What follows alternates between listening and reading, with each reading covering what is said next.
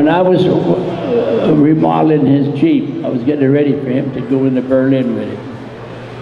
I'd go and get someone, fixed it up. I went to Brussels, I picked up a lot of plastic. I made doors with glass in them and everything. And when I went up there,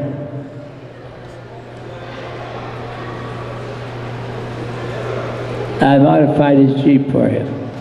I put it, yeah, I did everything. Took the front end off of it, put the air tanks on it and all.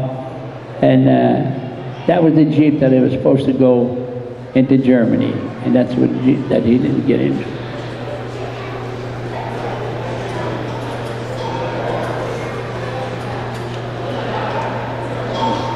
Yeah, you see the bar, you might see the bar in front of that Jeep. The Germans used to put piano wires across the street. So if you run into, no American vehicle had a top on it. We had no tops on none of our equipment over there. And the piano, they street the piano wires right across. And we were hitting them, you know, and you couldn't get it. So they started putting, we started putting bars on them, and it has a V, as a sharp. It would sharpen it, it would cut it right away. I ran into one time. You know, and I'm telling you, if it hits you, it'll cut you up. So then they found out that we did put the bars on it, they quit doing that.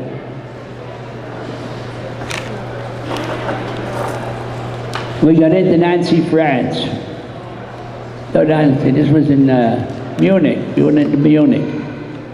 When we got into Munich, Germany, the Glenn Miller's band. How many guys remember Glenn Miller's band? Remember him? Okay, but he died in France. Johnny Mercer took it over. They came into Munich. Now, we call the place Munich. The Germans call it München. That was the München in Germany. So Patton got a hold of the band. They found a station in Munich, and they were going to open up the station. So he wanted the band to play because we all started stealing radios. We all had radios over there. So okay, so they didn't know what to do with it. So Johnny Mercer and Patton got together, luncheon. He said, "Well, we'd have it at 12 o'clock every day. We'd call it Luncheon and Munchin." That's what they call the station, Luncheon and Munchin.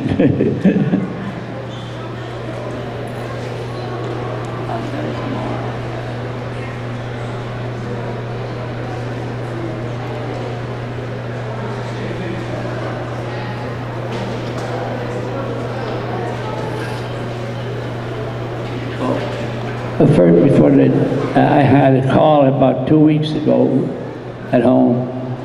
General Patton's grandson called me, and he says to me, he says, "I'm George." He said, "I got my grandpa's name, you know, and his name is George too." He's George Waters is his last name. He was in North Carolina, and he's coming up to Washington to see, he has some work to be done up in North Washington. So he says, "I'm going to take a flight down." He says, "I'm going to come down and take you to lunch."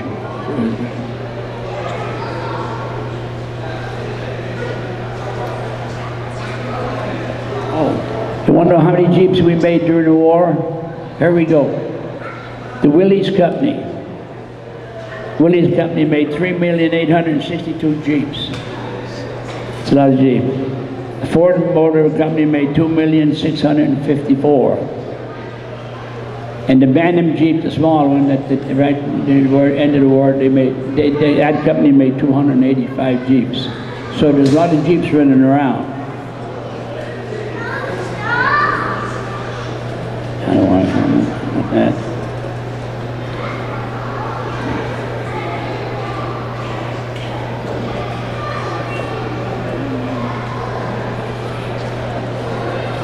Two more minutes I got.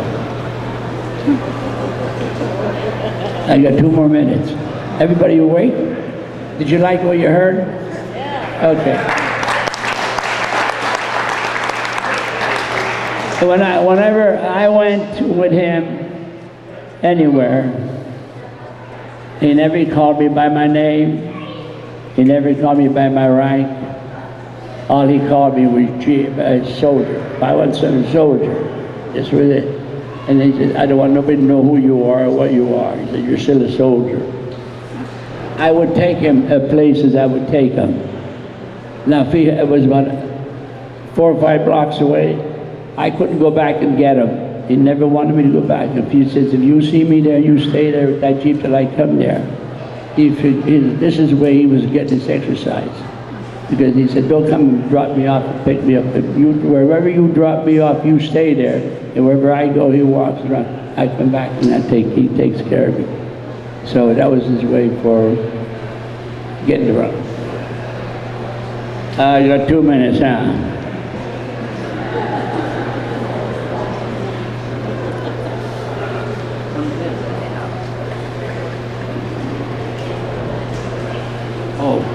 As I was telling you about that Jeep, and I modified it. I used to go pick up the mail, and from between the post office, I'd go through towns and, you know, pick up the mail. And on my seat in my Jeep, there was a zipper cushion between the cushion and the seat. So if I have any important mail, I had it in a zipper into the thing, so that in case anything happened. And then as I was going by, we're closer to the Army post office. There was a Mercedes-Benz was parked always there, one place there. So every day I'd go pick up the mail, that car was there. So one day I stopped and I opened the door. It was open, nobody around. 2 days later, I got my toolbox. I went down and I stole the seat down, the bucket seat in the Mercedes.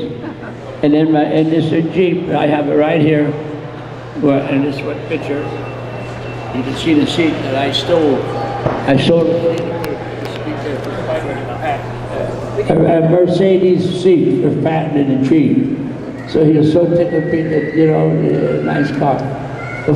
Then one day I hit a bounce. He was going, when I hit a bounce, I must have raised him about 6 inches off the seat. You know, I always wear my hat sideways. So he grabbed the top of the windshield, he looked at me and said that. So we went down for about a little while, and he had his whip with him, you know. He got his whip and he straightened out my hat. He said, can you see better now? Oh, he was good, he was good. He did, but never talked much. But I know whenever, he was so red sometimes. I was just scared that guy was going to blow up, you know. If he knew there's something wrong, he did that whip and started hitting that top of that windshield. I just kept on going, you know. And he used to get so red, oh boy. Now he died, I think he had a heart attack too while he died. He is buried now in Luxembourg, and they sent me the pictures of it. He was buried in the center of the field where with the band, but they moved him out there because everybody goes, where's Patton buried? Where's Patton buried? So they took him up and they put him in front of the cemetery in a big monument. So if you ever go to Normandy or you go to he's in Luxembourg, that's where he's at. So you know where General Patton's buried. I got another minute.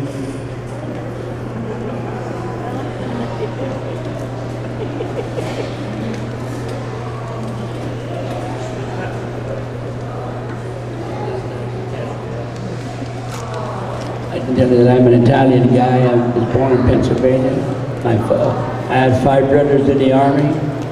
And you heard about the Sullivan Brothers. Have you ever heard about the Sullivan Brothers? The 5 that went down on the ship. When that happened, I got a call. I was in, I don't remember where I was. When they told me, asked me how many brothers I had in service, it was 5 of us. And we were all in the Army. No one, everyone was in the Army. And then they found out that they wanted to know if any of my brothers was with me in our outfit or not. No, I didn't know, but then they found out that we had 5 brothers in the Army. They discharged my last brother that came into the service to stay home with my mother. So, and I got to I had a good job driving the greatest general in the world.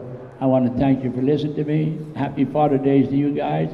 And I've been traveling around. Last year at this time I was in Washington, D.C.